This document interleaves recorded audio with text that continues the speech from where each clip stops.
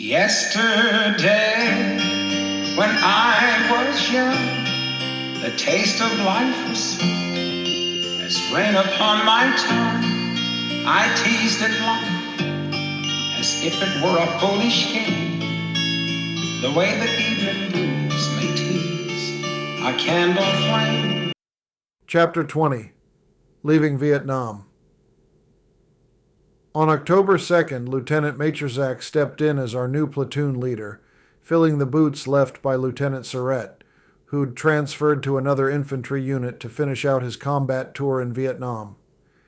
Everything started to look up for the Marines in 2nd Battalion, 4th Marines, when we were assigned some sweet duty, as the second week of October rolled in, and our company traded the relentless bush for the sandy embrace of Qua Viet Naval Station.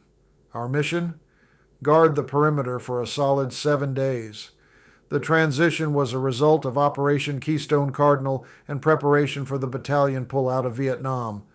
But if you ask me, it was the kind of assignment that had sweet duty written all over it. Most of the guys still had to pull their share of sleepless nights on guard, but luck threw me a bone. I landed mess duty. And let me tell you, the sailors in the chow hall didn't just treat me well, they practically rolled out the red carpet. Leftovers? All mine. Plates piled high while they peppered me with questions about life in the jungle. Watching them hang on my every word, I couldn't help but feel like a celebrity at mealtime. Funny how a change of scenery, a full belly, and a little chatter can make all the difference. Who knew a war zone could have a slice of cake for the taking? After a week basking in sun and fortuitous mess duty, we were rerouted back to Vandegrift Combat Base, tasked with ensuring the base's security before the battalion's final departure. This meant more patrols, fingers crossed for quiet nights with no unwelcome surprises. October 22nd. Circle that date in your mind, because that's when the winds changed for us. That's when we were sent to Dong Ha Combat Base. But before you start picturing running water and electricity, let's set the record straight. Our boots were still firmly on Vietnamese soil, and there was plenty left on the to-do list. By day, we were either in the bush on patrol or training again, minus the drill sergeants and comfortable quarters. Picture war-worn Marines sitting through lectures on Okinawan culture, brushing up on military etiquette, and knocking out standard infantry drills. But don't let the lecture part fool you. We knew every detail could make the difference in what was waiting at our next duty station. Still, security at Dong Ha Combat Base made sure we didn't get too comfortable or rusty. Nightly perimeter watch, ambushes, short day patrols. The routine didn't skip a beat. We were half in the classroom, half in the crosshairs, and all in going to Okinawa. And then there was the military decorum. Back came the ritual of military etiquette. No sir, yes sir, hand salutes, and falling out for inspection. Was it an odd mix? Absolutely. But it meant one thing. We were surviving the Vietnam War, readying for the next chapter, wherever the orders pointed us. Picture this.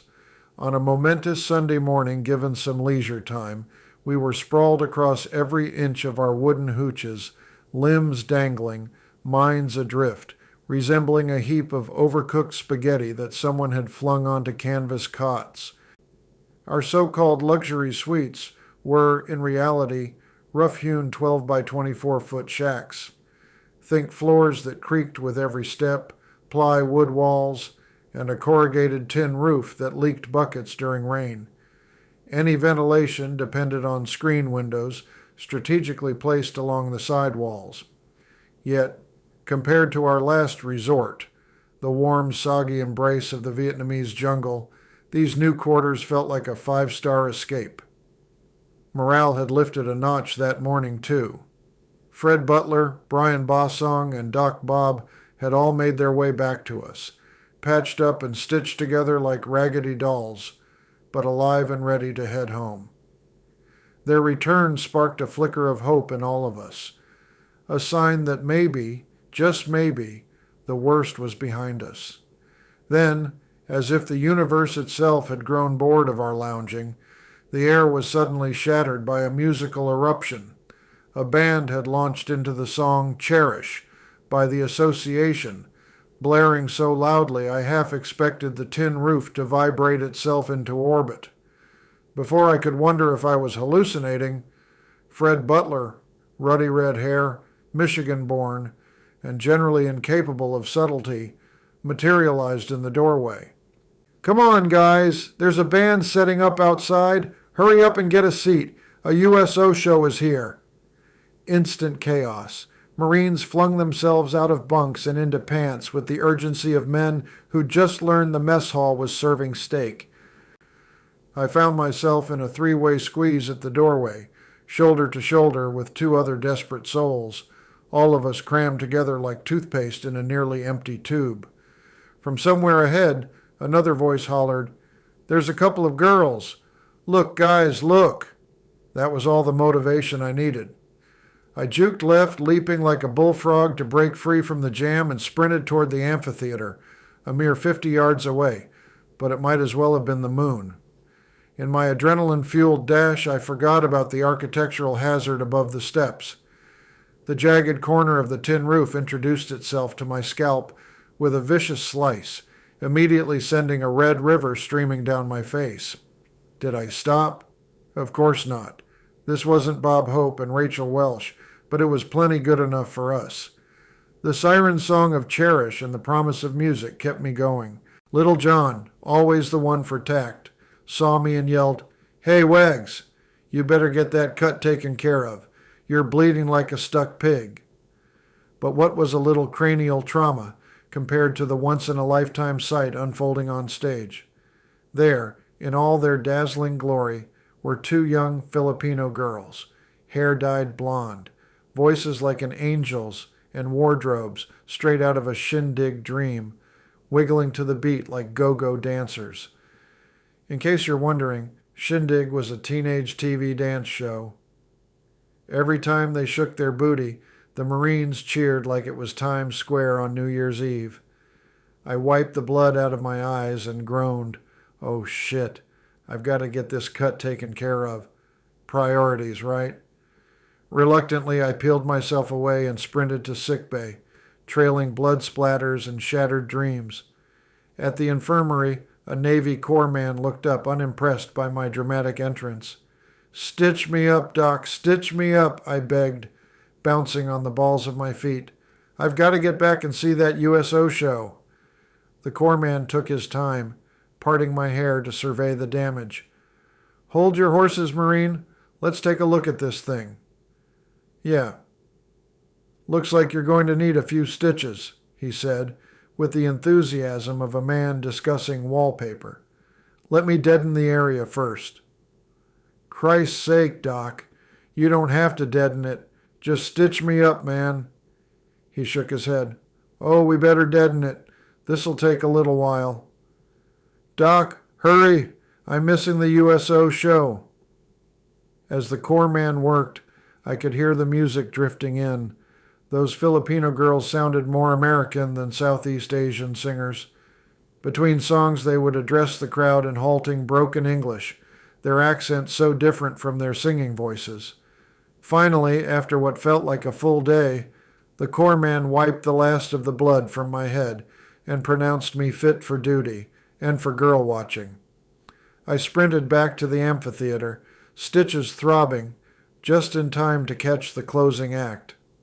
Marines streaming away, the band packing up, and a cordon of MPs ensuring the musicians weren't mobbed by a horde of love-starved leathernecks. I'd missed it all: the dazzling dresses, the gyrating hips, the living, breathing proof that girls still existed on this side of the Pacific. For the rest of the day, the barracks buzzed with tales, some probably true, most definitely not, about the show I'd missed. It was the first time since landing in Vietnam that I'd had a shot at laying eyes on a pretty girl. And what did I get? 6 stitches and a splitting headache. Such is the luck of Wags. Always a cut above, but never quite in the right place at the right time. At long last, the time came. We were ready to leave Vietnam for Okinawa on November 10th. The date hung in the air like a lifeline, almost too miraculous to believe. For the first time in what felt like forever, I dared to hope. Maybe, just maybe, I would walk out of this frigging place alive. But before I could even start to taste that freedom, an old warning came crashing back into my mind. Something Jeff Olson had told me back in January when I first arrived in country. The most dangerous time you'll spend in Vietnam is the first days and the last days, Jeff had told me, his voice grave, eyes shadowed by his combat experience. At the start, you're so green you could trip over your own boots and get yourself killed. At the end, you're so wound up tight and anxious to get the hell out that you lose your edge. That's when mistakes happen. With the finish line in sight, Jeff's words echoed in my head, a steady, urgent drumbeat warning me not to stumble now. Time warped. Minutes drew out endlessly, thick with anxious hope and a prickling dread that threatened to break my focus. The countdown was relentless, and the stakes had never felt higher. Our final days at Dong Ha Combat Base unfolded with an oppressive weight, each day pressing down harder than the one before. On our last night in country, just as I started to let out a breath, Lieutenant Majorzak delivered the punchline.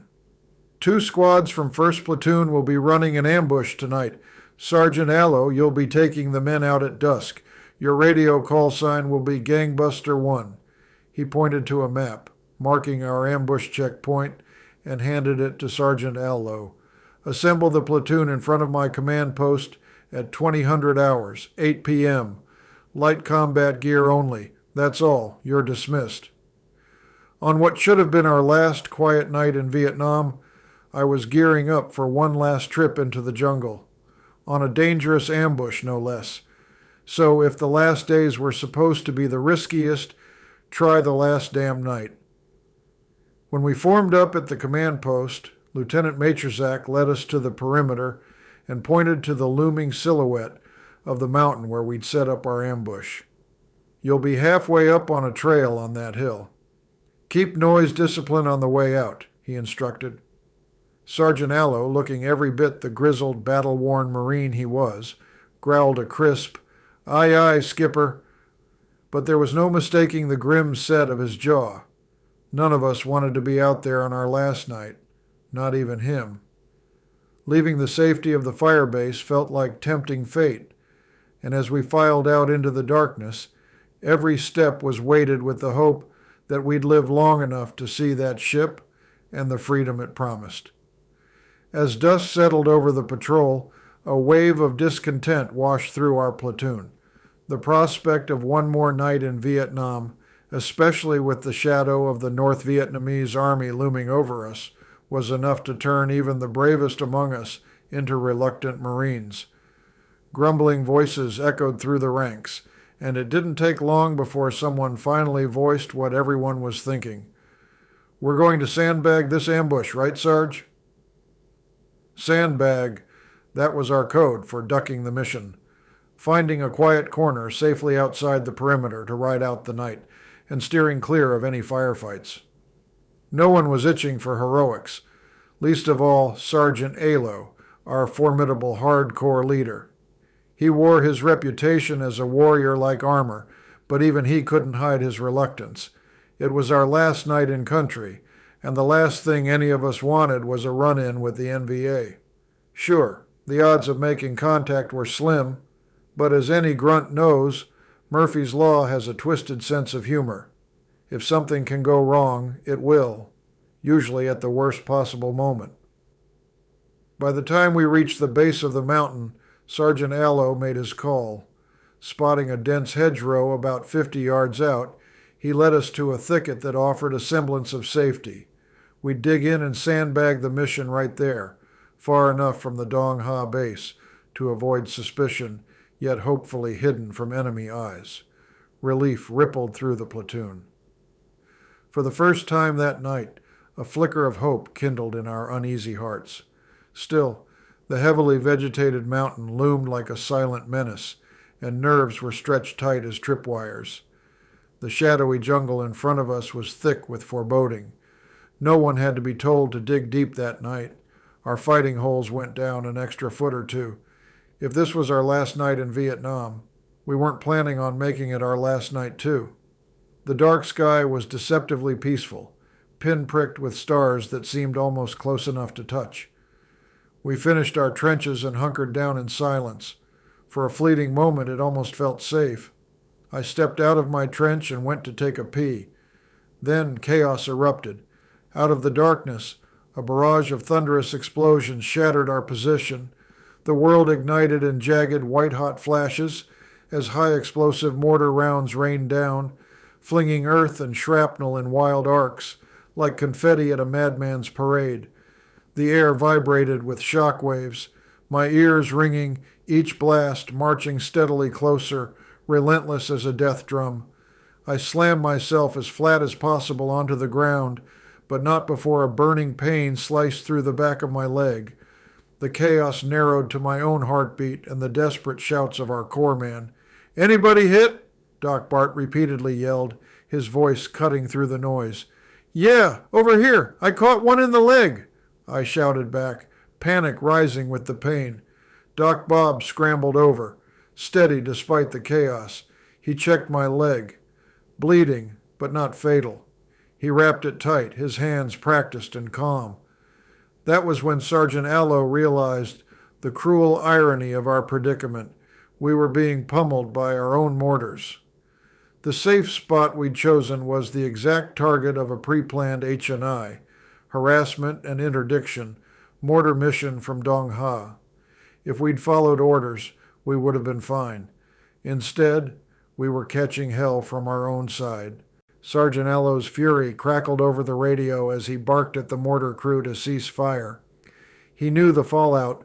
Lieutenant Matroszak would be livid when he learned we'd abandoned the ambush, but at that moment, survival outweighed the threat of any lieutenant.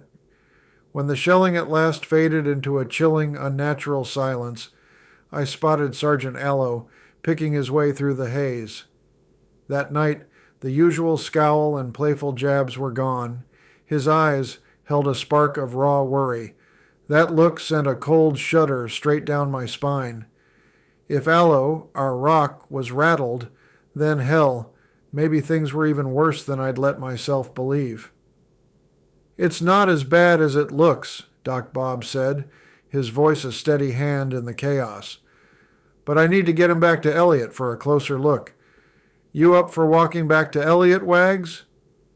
"Doc, if walking's my ticket home, I'll leave a dust trail that'd shame a cheetah," I shot back, pushing bravado ahead of pain as I limped toward Dong Ha Combat Base.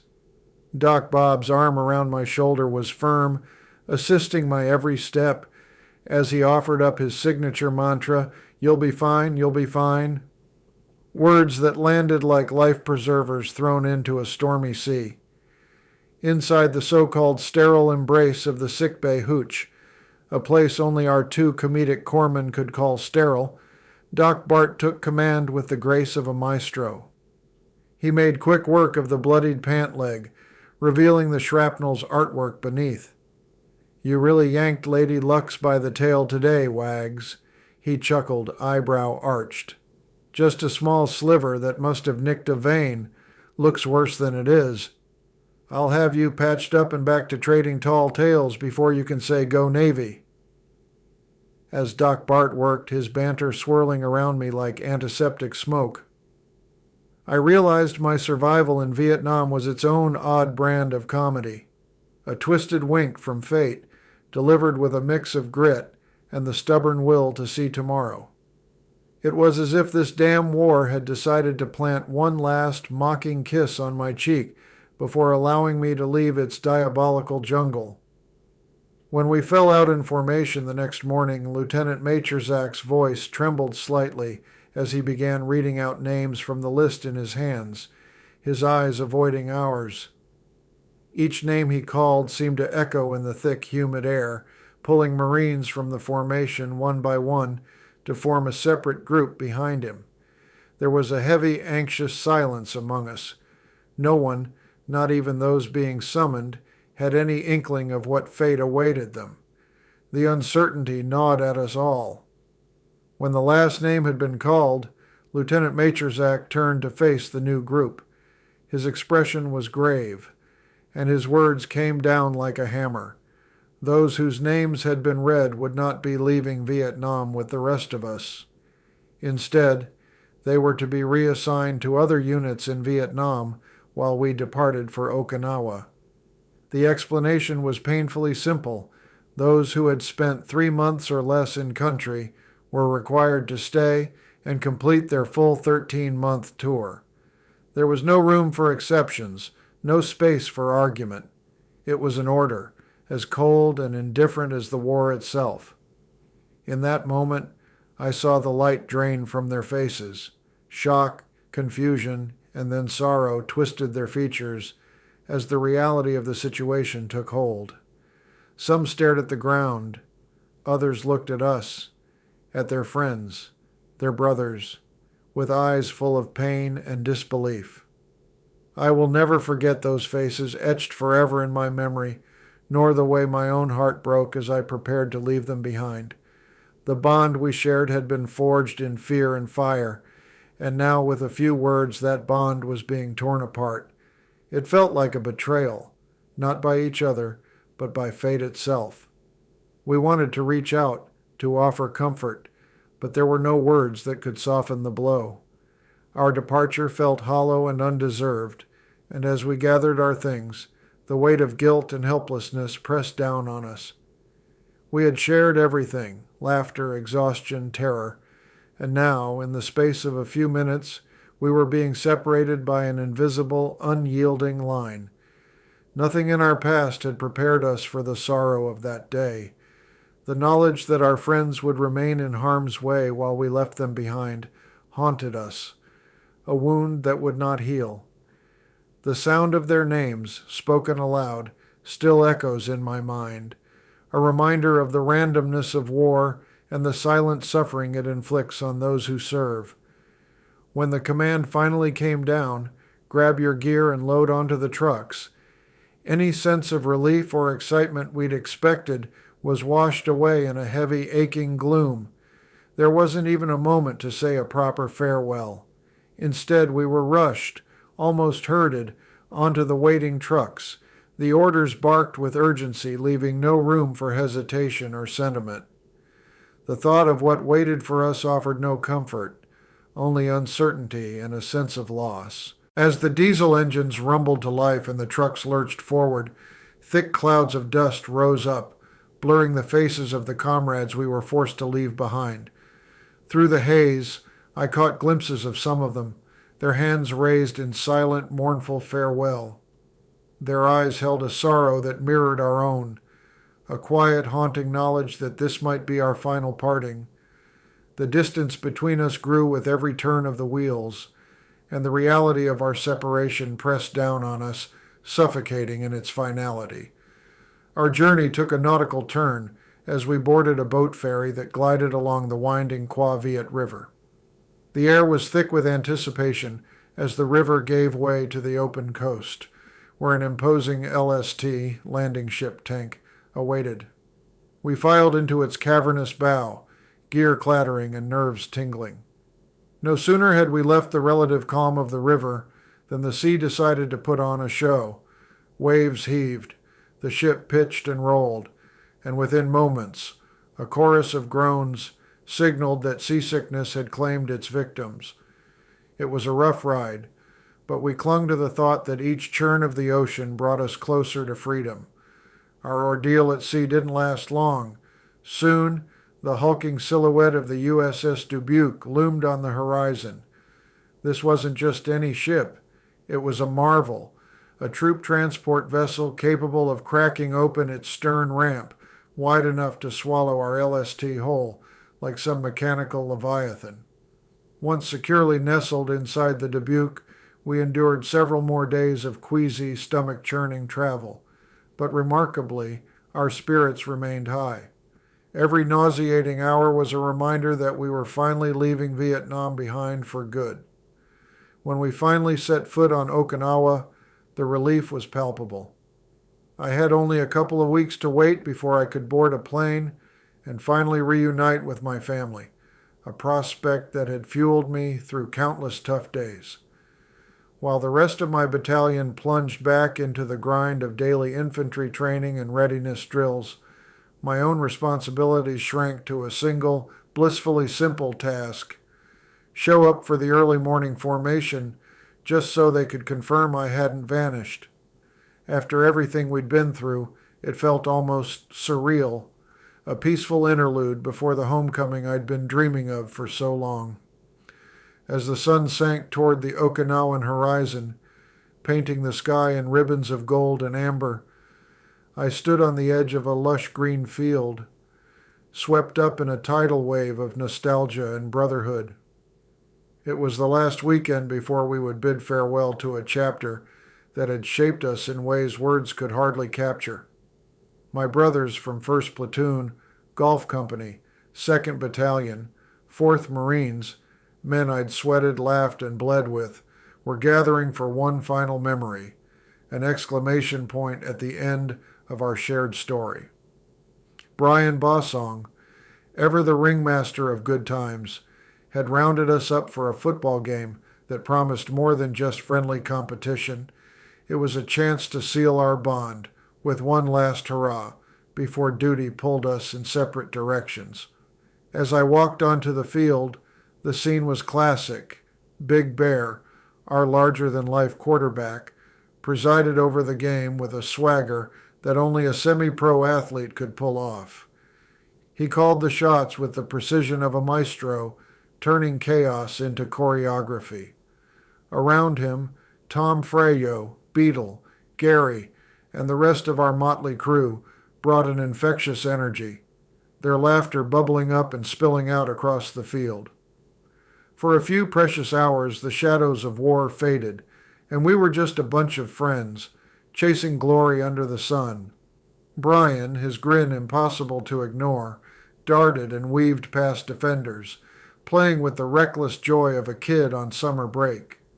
His unbridled enthusiasm was contagious, a living reminder of how life's simplest joys often mean the most, especially when you know change is just around the bend. We played on, a brotherhood united by shared struggles and victories, basking in the warmth of an Okinawan December that felt more like June. Every pass, every touchdown, was more than just a point on the scoreboard. It was a living snapshot of our collective story, a story written in sweat, laughter, and unbreakable bonds. The field rang with our cheers and jeers, a symphony of friendship that drowned out any lingering doubts or fears about the future. In those sunlit moments, the world seemed to shrink around us, holding us in a pocket of time where nothing else mattered. I found myself wondering, with a pang of bittersweet hope, if I'd ever stand shoulder to shoulder with these magnificent bastards again. They weren't just my friends, they were my heroes, and that day they reminded me that some good memories in shadow of war really do last forever.